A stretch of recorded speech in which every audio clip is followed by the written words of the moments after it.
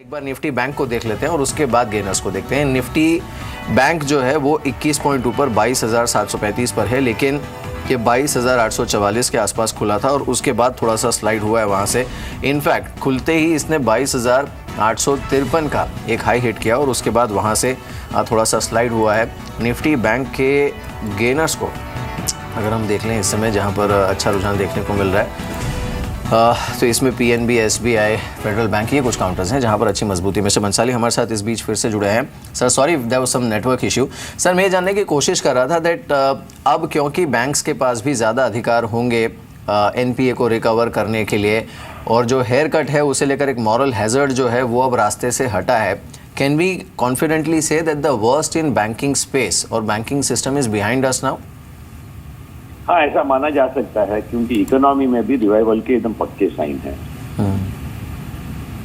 जी sir, साथ ही अब जो अगला कदम है वो आरबीआई की तरफ से आएगा, because they will have to issue the list of bad assets और द बैड लोन्स और उसके आधार पर फिर बैंक्स अपनी स्ट्रैटेजी तैयार करेंगी। तो क्या हम ये माने दैट ये जो थोड़ा विजिबिलिटी को लेकर कंसर्न था, maybe next 2 or 3 quarters actually the banking space as a whole will come back in its position of engine of market? खैर ये तो कई चीजों पर निर्भर करेगा कि क्योंकि खाली प्रोविजन करने से काम नहीं चलेगा, क्योंकि सरकार से वापस नई पूंजी भी लानी पड़ेगी पब्लिक सेक्टर बैंक्स में और प्राइवेट सेक्टर बैंक्स को भी थोड़ी स्पष्टता दिखानी होगी। तो ये थोड़ा समय लग सकता है, लेकिन मुख्य बात बैंकिंग सेक्टर के लिए इकोनॉमी का रिवाइवल रहेगा, क्योंकि इकोनॉमी के रिवाइव होने से जो एनपीएस हैं वो भी अपने आप में सुधरने लगते हैं, उनके बाहर आने लगते हैं। इसलिए जो मुख्य सिग्नल देखने होंगे वे होंगे इकोनॉमी का रिवाइवल, जो कि भी दिख रहे हैं, काफी अच्छे तरह से दिख रहे हैं। बिल्कुल।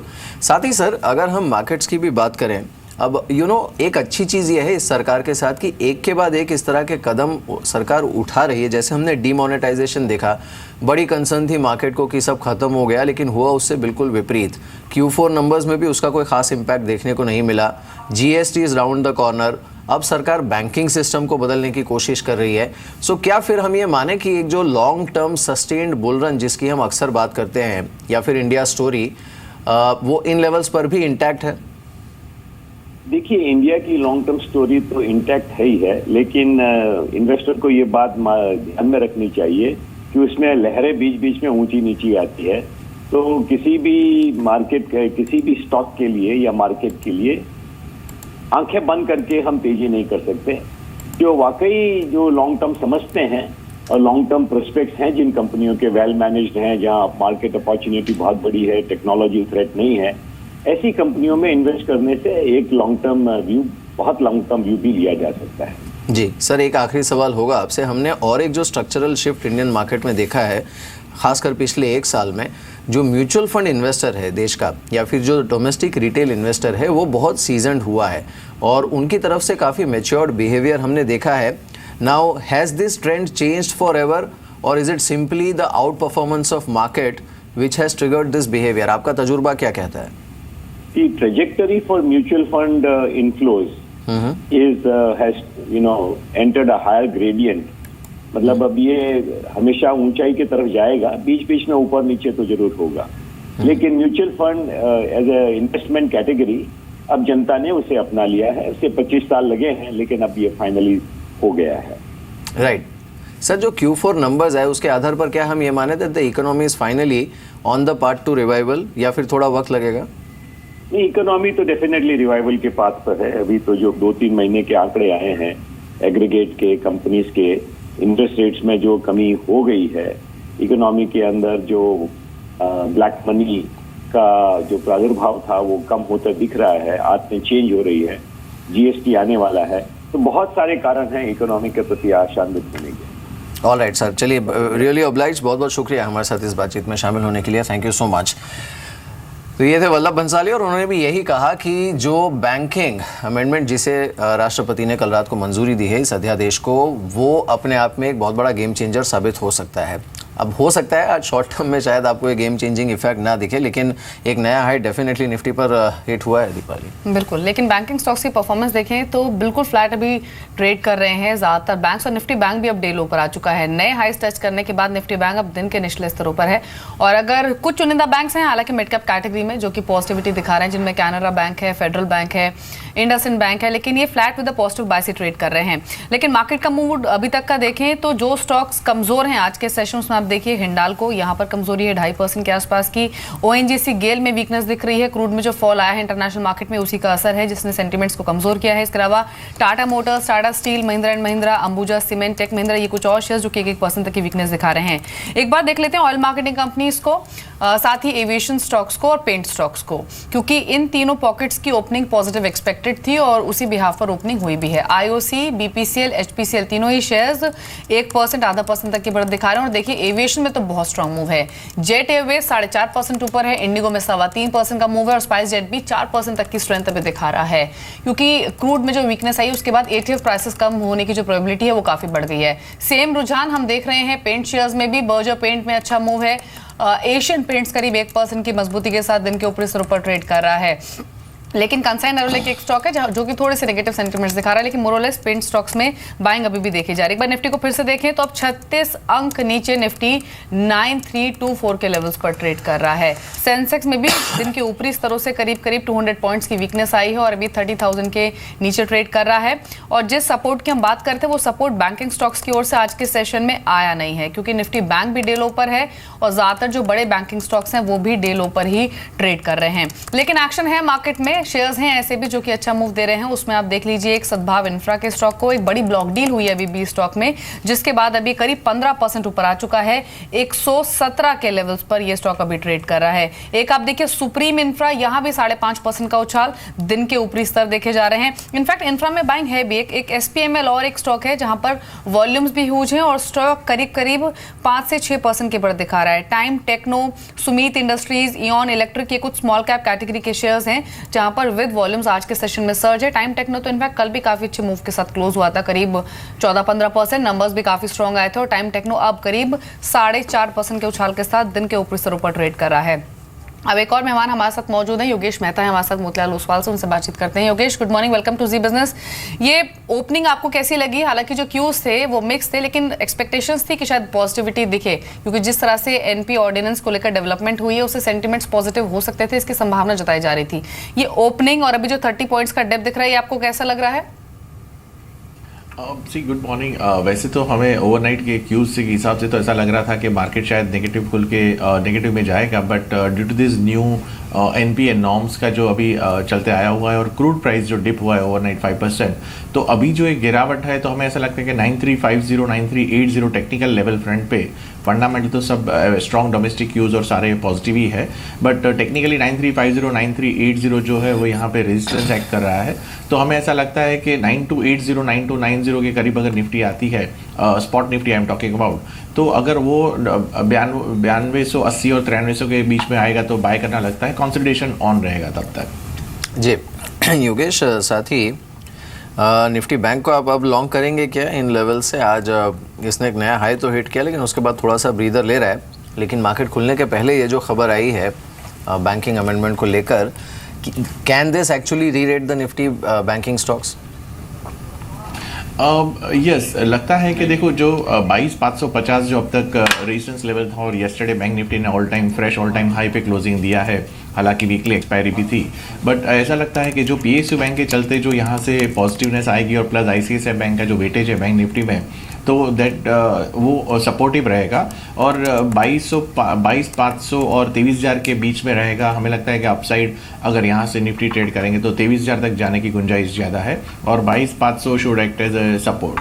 जी, इस बीच क्रूड अपडेट आपको दे देते हैं। आपसे 1 घंटा पहले जो इंटरनेशनल मार्केट में क्रूड प्राइसेस थे वो पॉजिटिव बाय ट्रेड कर रहे थे, छोटी रिकवरी दिखा रहे थे, लेकिन अब 3% नीचे है नायमैक्स क्रूड, ब्रेंट क्रूड भी 3% की वीकनेस के साथ ट्रेड कर रहा है। 44 और 47 के लेवल्स दोनों ही इंडेक्स पर देखे जा रहे हैं। तो ये एक लेटेस्ट डेवलपमेंट है जो कि कल के फॉल के बाद एक रिकवरी हम होप कर रहे थे, लेकिन अब फिर से जो वीकनेस है वो यहाँ से और परसिस्ट करते हुए, इसीलिए जो एविएशन स्टॉक्स है वो एक अच्छा मूव दे रहे हैं और तीनों ही एविएशन शेयर्स में एक जोरदार वाइब्रेंसी भी देखी जा रही है। सिमी ऑयल मार्केटिंग कंपनीज या फिर एविएशन, इन दोनों पॉकेट से कोई स्टॉक आप लॉन्ग करेंगे आज के लिए?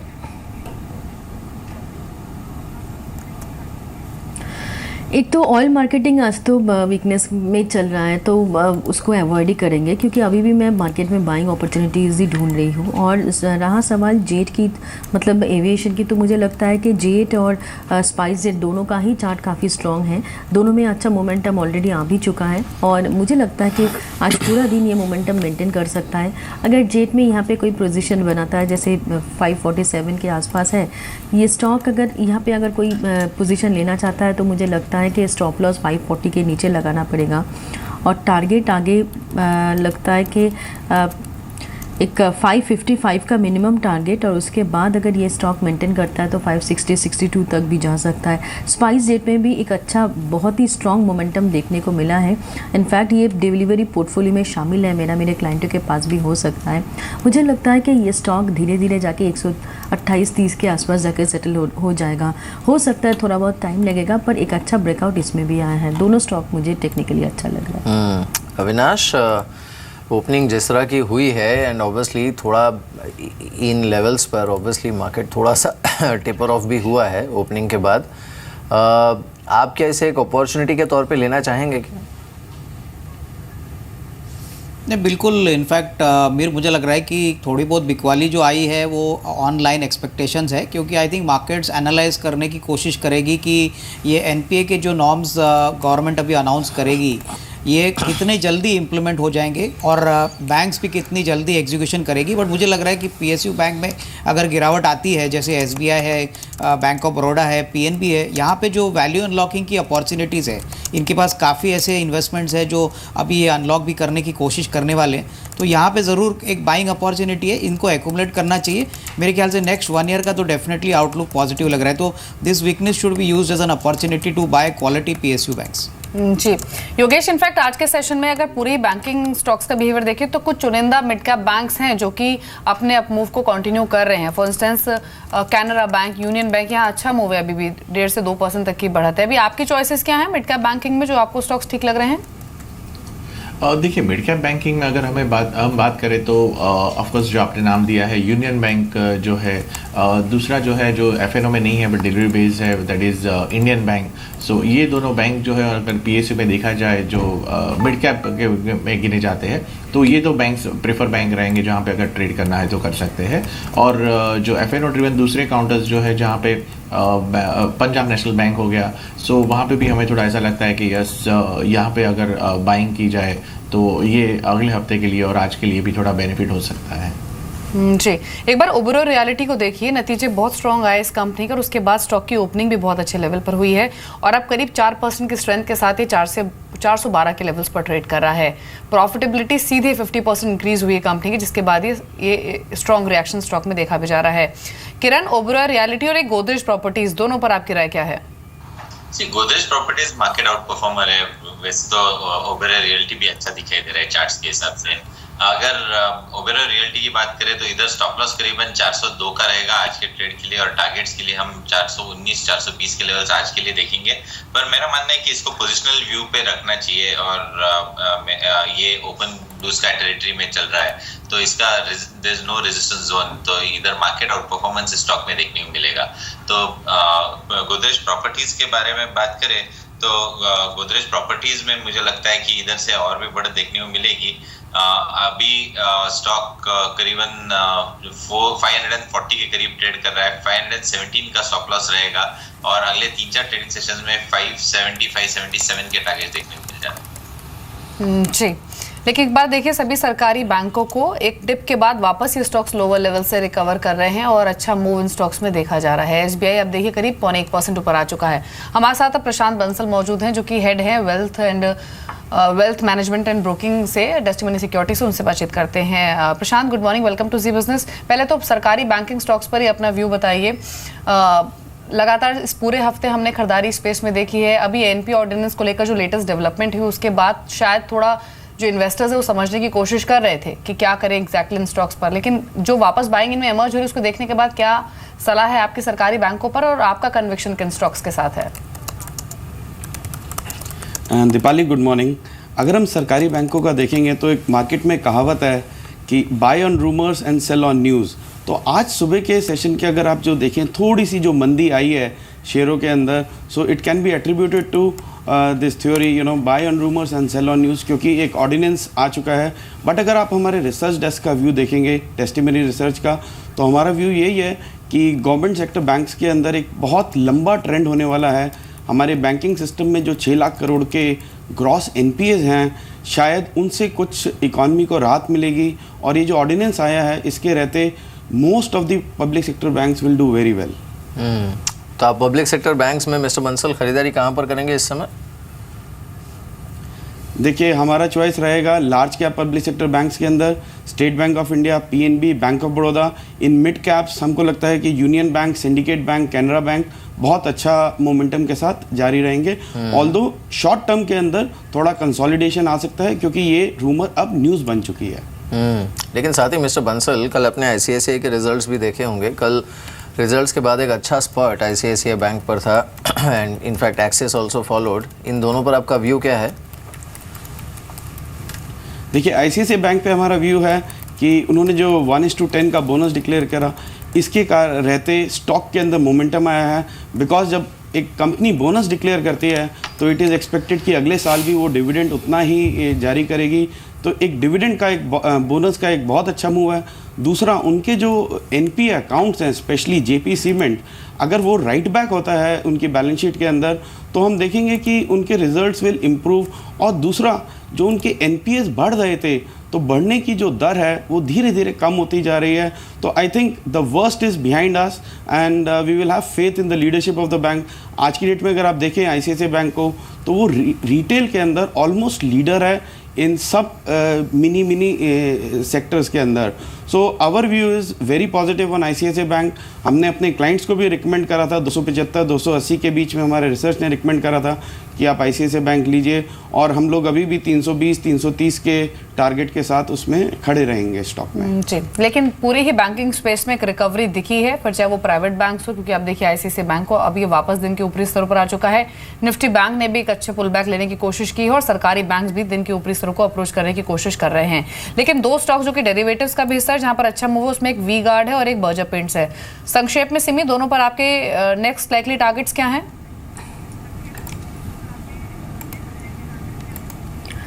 वी गार्ड और बर्जर पेंट्स। जी, एक तो वी गार्ड में तो स्ट्रेंथ मेंटेन्ड है, और मुझे लगता है कि शॉर्ट टर्म के लिए 220-25 तक का टारगेट भी हम लोग देख सकते हैं। मुझे लगता है कि जितना मोमेंटम इस स्टॉक ने एक्वायर किया है, यहाँ पे भी मुझे लगता है कि ट्रेलिंग स्टॉप लॉस के साथ होल्ड किया जा सकता है। हाँ, फ्रेश पोजीशन लेने के लिए मुझे लगता है कि थोड़ा बहुत टेंशन होना चाहिए, क्योंकि बहुत ही ऊपर जा रहा है और एवरीडे एक नया हाई भी बन रहा है। तो हो सकता है कि फ्रेश पोजीशन के लिए करंट लेवल थोड़ा सा रिस्की हो जाएगा, पर ओवरऑल 220-25 तक का टारगेट इसमें देखने को मिल सकते हैं। बर्जर पेन के लिए मैं सिर्फ यही कहूँगी कि 265 से 268 इसका पहला पड़ाव है, जो क्रॉस करके सस्टेन करना पड़ेगा। और अगर ऐसा होता है, सस्टेन करता है 265 के ऊपर जाके, तब 280 तक का लेवल देखने को मिल सकता है। वही इसका रिसेंट मेजर सप्लाई एरिया है।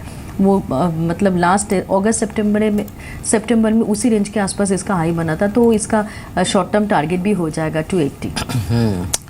निफ्टी बैंक को अगर हम देखें, ठीक ठाक वॉलेटिलिटी देखने को मिल रही है यहाँ पर। ये 22,650 तक फिसला था, लेकिन अब फिर से रिकवरी है 22,713 के आसपास ये इस समय ट्रेड कर रहा है।